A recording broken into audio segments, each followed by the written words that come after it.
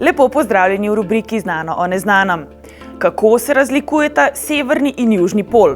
Oba sta bela, oba sta hladna in oba pokrivata vsak svoj konec zemljine osi. A to je praktično edino, kar imata skupnega. Kljub belini celoletnega ledu in mrazu, ki jo ločita od ostalih območij našega planeta in zaradi katerih mnogi napačno mislijo, da sta si ti dve beli kapi našega planeta podobni, če ne celo enaki, sta si ti dve območji, Arktika in Antarktika, v resnici zelo različni. Najprej se ustavimo pri najbolj bistveni razliki. Pri tem, da je Arktika na severu zaledenel ocean, obkrožen s kopnim. Antarktika na nasprotni strani našega planeta pa je kontinent z gorovji in jezeri, ki ga obkroža ocean. Ta naš najbolj južni kontinent pokrivata led in sneg, ki ga je tu kar 9/10 vsega ledu in snega na našem planetu. V njem je ujetih kar 3/4 sladke vode, ki jo premore Zemlja. In čeprav kar nekaj podob iz preteklosti prikazuje nekdanje raziskovalce, ko so v sneg južnega pola zmagovito zatikali zastave svojih držav, je to edino kopno na Zemlji, ki ni last nikogar in kjer ni domorodnega prebivalstva. Kontinent je pod upravo Antarktiške pogodbe, ki zagotavlja, da se kontinent lahko uporablja le v miroljubne in znanstvene namene.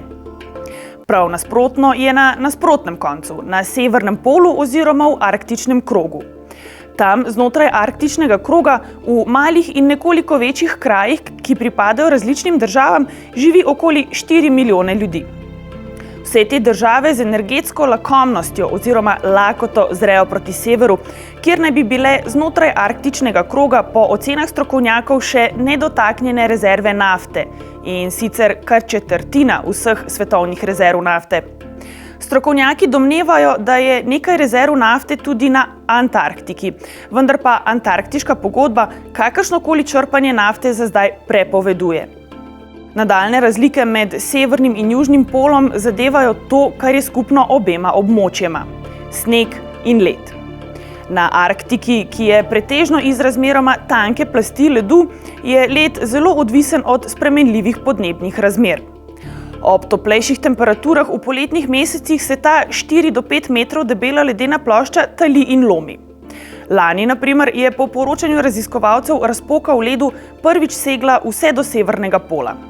Arktika ima sicer normalni cikel taljenja ledu, v katerem v poletnem času izgine približno polovica ledu oziroma se led stali na območju, ki je veliko približno toliko, kot znaša površina ZDA. Pozimi pa led znova zavzame večje območje. Vendar pa so najnovejše raziskave pokazale, da se sneg na Grenlandiji v zadnjem času tako hitro topi, da ga utegne do konca stoletja že za polovico izginiti. Druge raziskave pa ugotavljajo, da celotna Arktika utegne že čez nekaj desetletij biti povsem brez ledu v poletnih mesecih. V zadnjem času raziskovalci ugotavljajo, da je tudi Antarktika na južni polobli začela izgubljati led. Če bi se ta tam stalil, bi se gladina morja na našem planetu dvignila za okoli 60 metrov. Vendar pa tega nihče ne pričakuje.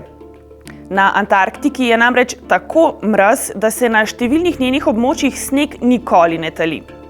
Njena povprečna temperatura znaša kar -49 stopinj Celzija, kar pomeni, da je to najbolj hladno območje na našem planetu. Najnižja temperatura ozračja, ki so jo kadarkoli izmerali na našem planetu, je bila 21. julija leta 1983 pri postaji Vostok, blizu južnega geomagnetnega pola. Znašala je -89,6 stopinje Celzija.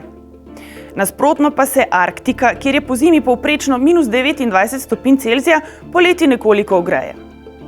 Ima na to razliko v temperaturi kak vpliv ozonska luknja. Ta je namreč večja nad južnim polom oziroma je bila do nedavnega le tam. Šele v zadnjem času pa so znanstveniki opazili nevarno tanjšanje ozonske plasti tudi nad severnim polom.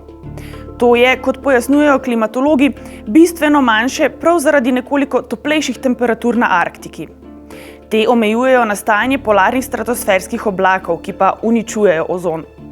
Vendar pa so se temperature v stratosferi nad Arktiko v zadnjih letih znižale, zaradi česar je zdaj tudi tam ozonski sloj že načet. Kaj povezujemo s polarnim mrazom? Polarne medvede in pingvine. Točno, vendar pa nikakor ne moremo videti obojih skupaj. Pingvini živijo na Antarktiki, polarni medvedje pa na nasprotnem koncu, v arktičnem območju. In še nekaj povezujemo z mrazom. Dedka Mraza. Ta naj bi domoval na območju severnega pola. Tako v kraju Santa Claus, majhnem mestecu blizu arktičnega kroga s 1778 prebivalci, vse leto živijo v prazničnem vzdušju, ki jim ga ustvarja tisoče pisem naslovljenih na dedka Mraza. V Santa Claus jih pošiljajo otroci z vsega sveta. Antarktike pa vsaj za zdaj dedek Mraz še ni osvojil.